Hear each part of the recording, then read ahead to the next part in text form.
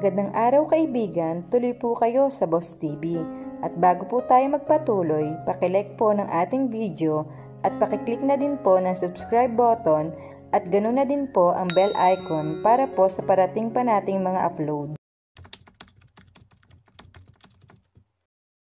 Isang secret agent ang nagpakasal sa isang dalaga sa utos ng abuelo nito. Ngunit pagkatapos ng kasal ay bigla itong nawala. Makalipas ang 5 taon ay nagbabalik ito. Ano ang motibo ng secret agent sa pagbabalik niya? Bakit nga ba siya umalis pagkatapos ng kasal nila? Atin pong muling tunghayan ang isa pang maiksing kwentong pinamagatan, My Runaway Husband, a Secret Agent. Miss Marian, Mr. Basco is here to see you. Narinig niyang saad ng kanyang sekretarya mula sa intercom. Hang on, Cathy, aniya at nagtuloy sa bathroom ng opisina niya. Tiningnan niya muna ang sarili sa salamin. Nakasuot siya ng pulang silk dress na halos umabot sa sakong niya.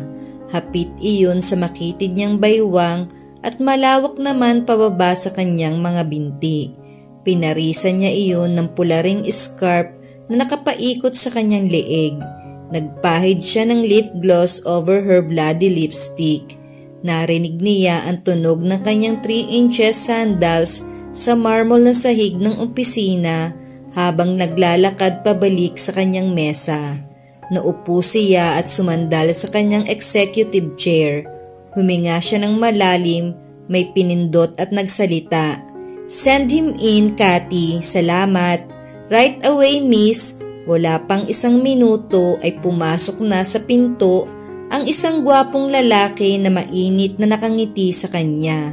Nakasuot ito ng abuhing shirt at itim na slacks. His shoes were black and shiny. Hello, Alex, bati niya. Hinalikan siya nito sa magkabilang pisngi. Hello, beautiful. Ready for lunch? Tanong nito at hinawakan siya sa siko upang alalayang tumayo. Ngumiti na lamang siya rito at tumango. Bukas na ang balik ko, Cathy. I'm going straight home after lunch. Bilin niya sa kanyang assistant. Yes, Miss Marian. So, kumusta? Any good news? Tanong ni Alex nang pareho na silang makapasok sa kotse nito. Nagsimula na magmaneho ang driver ng lalaki. Nilingon niya ang gwapong mukha nito. Parang nakatatak na ang pag-asam sa mata nito sa tuwing itinatanong iyon. No news yet, Alex. Hindi pa rin siya sumasagot sa mga sulat namin at wala na kaming ibang paraan para makipag-communicate sa kanya. Nginitian niya ang katabi. Napansin niyang lumungkot ang ekspresyon nito. Alex's affection was the closest she got to being loved by a man. At pinapangarap niya iyon, isang lalaking magmamahal at mag-aalaga sa kanya.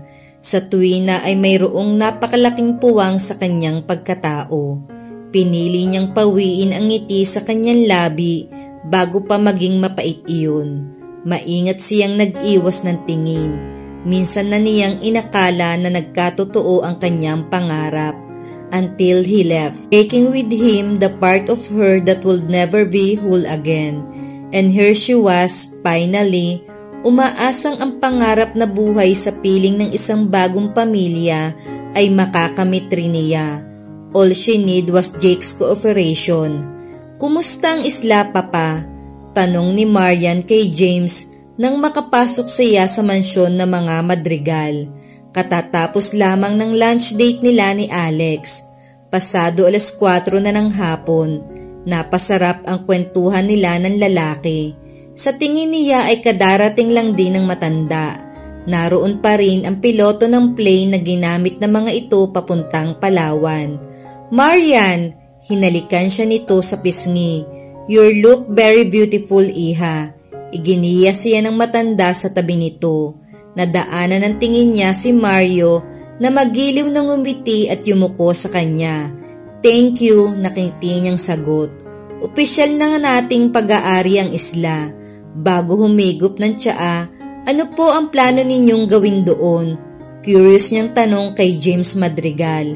Puti na ang buhok nito pero napakakisig pa rin. She adored this old man, her only company this past 5 years. Ito ang nag-iisang in-laws niya, ang lolo ni Jake. Bagamat papa ang tawag niya rito, gaya ng nakasanayan, pamilya ito katulad din ng turing sa kanya.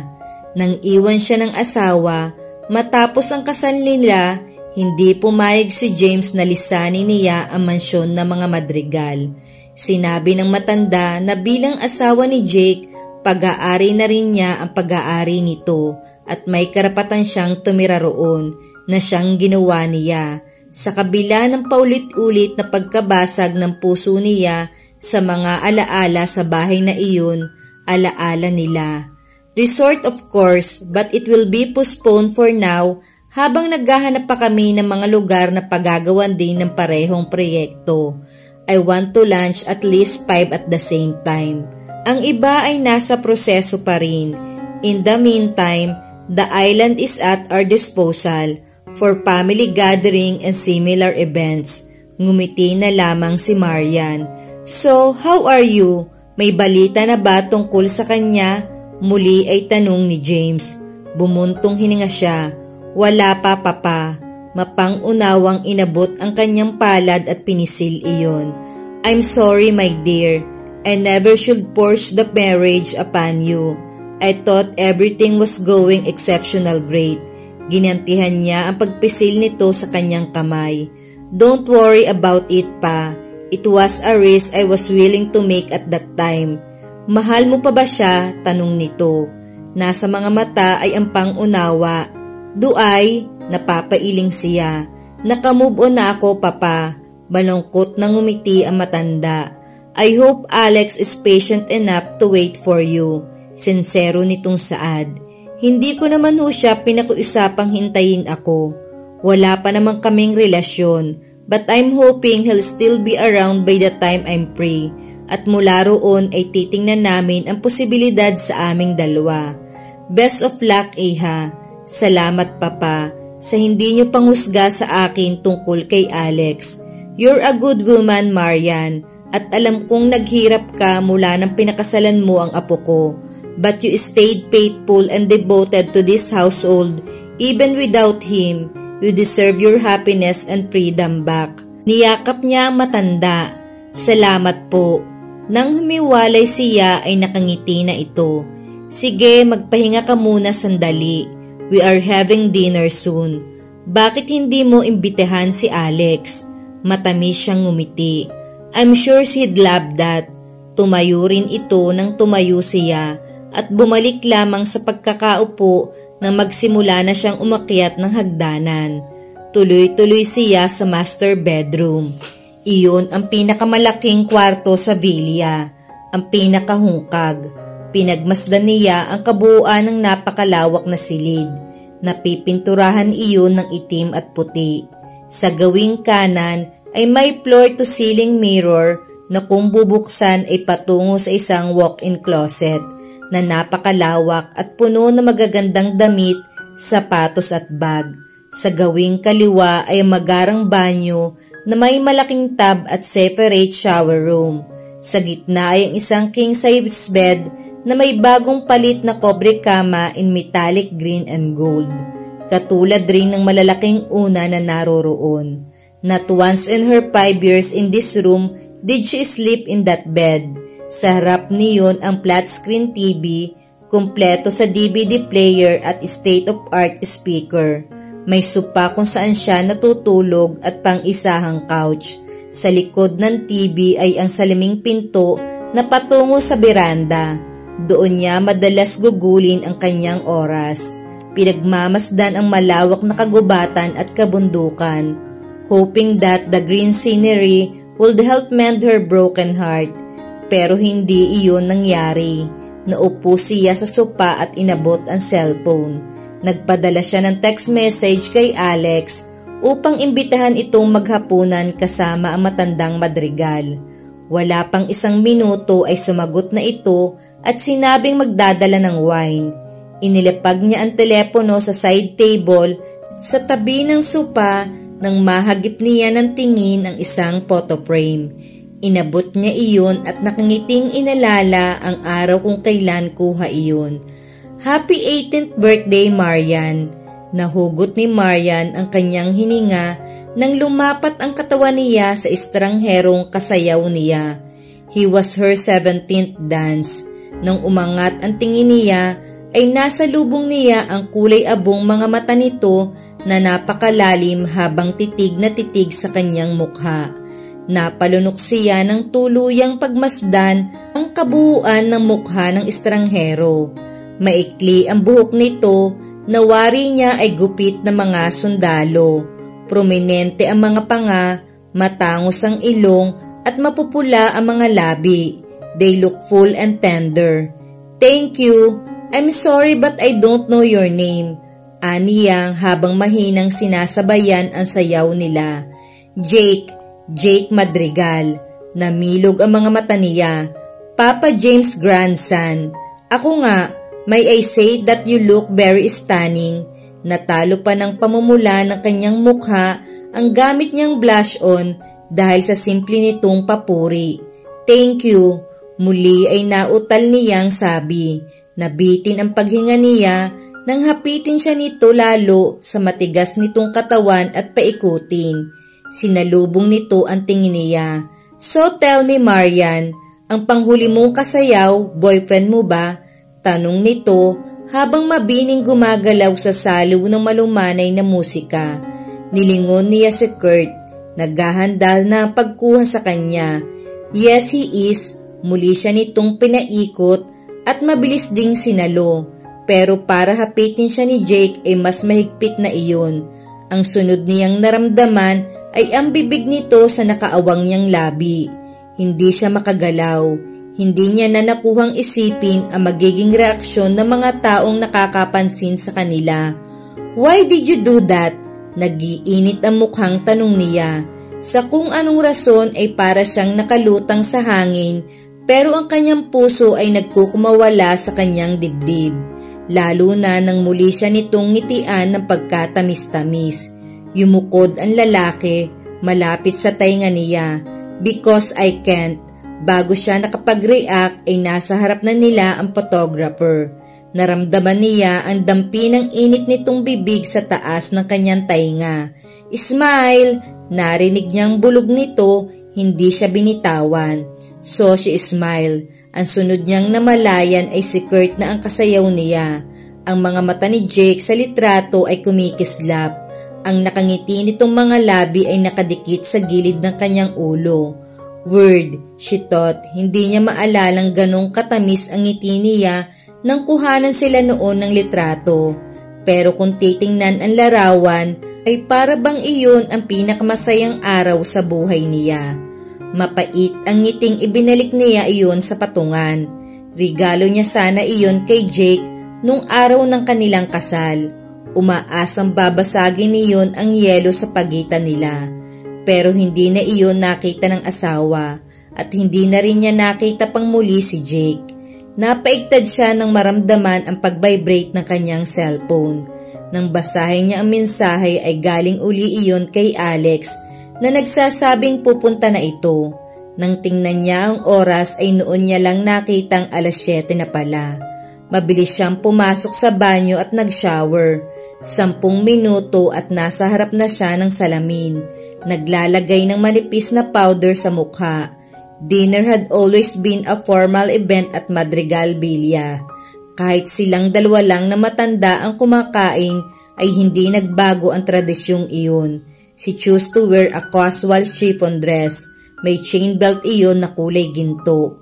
Lagpas tuhod ang dress na pinarisan niya ng kakulay ring sapatos na may 3 pulgadang takong.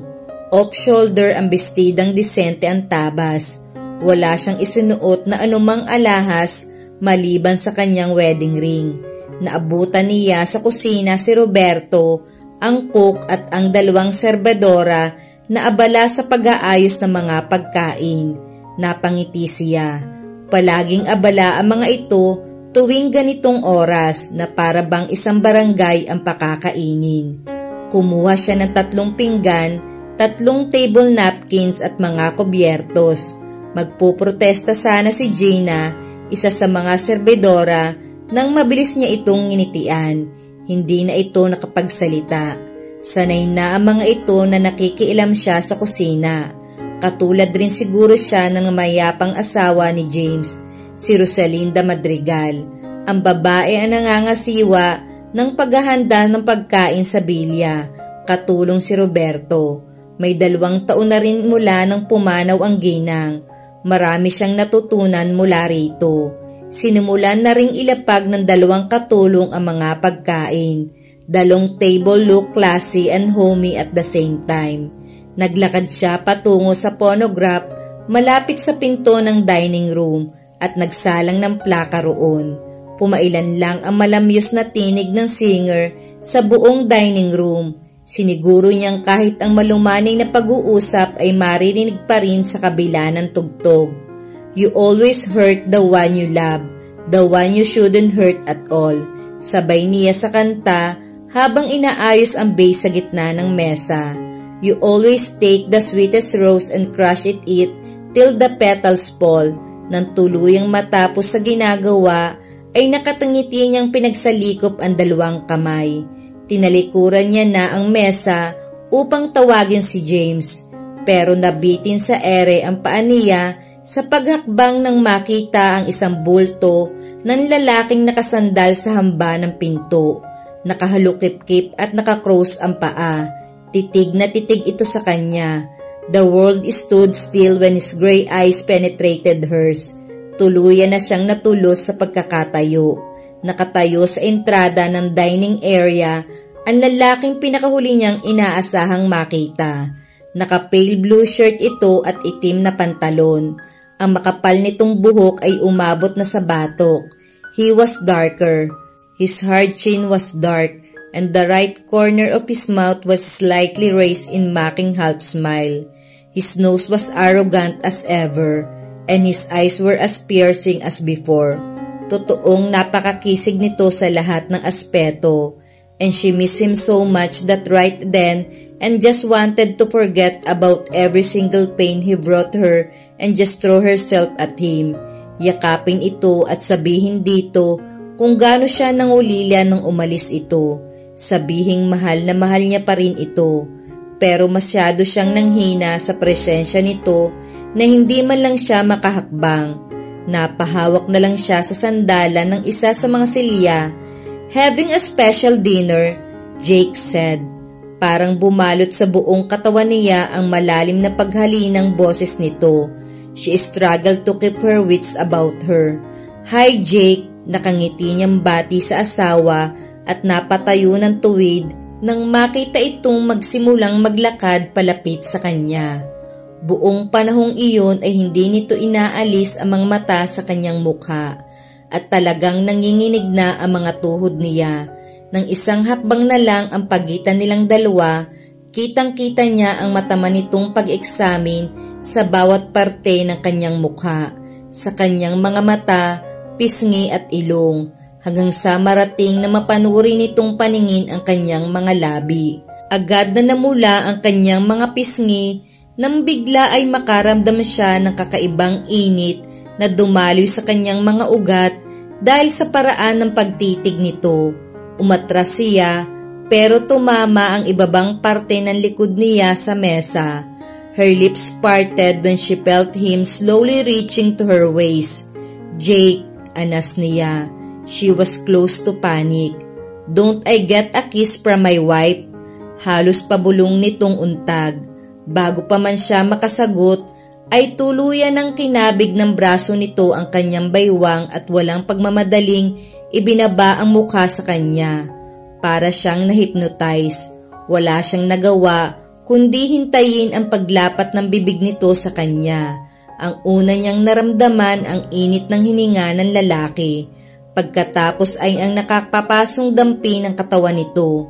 Ang panlalaki nitong pabango at ang marahan at maingat na paglapat ng mga labi nito sa kanya.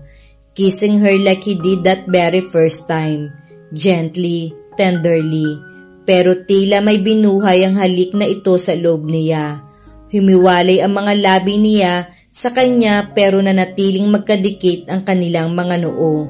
Ang mga mata ay matiim na nakatitig sa isa't isa. "Sweet welcome," he whispered. A genuine smile gracing his lips. Her heart skipped a beat. Tumaas baba ang dibdib niya.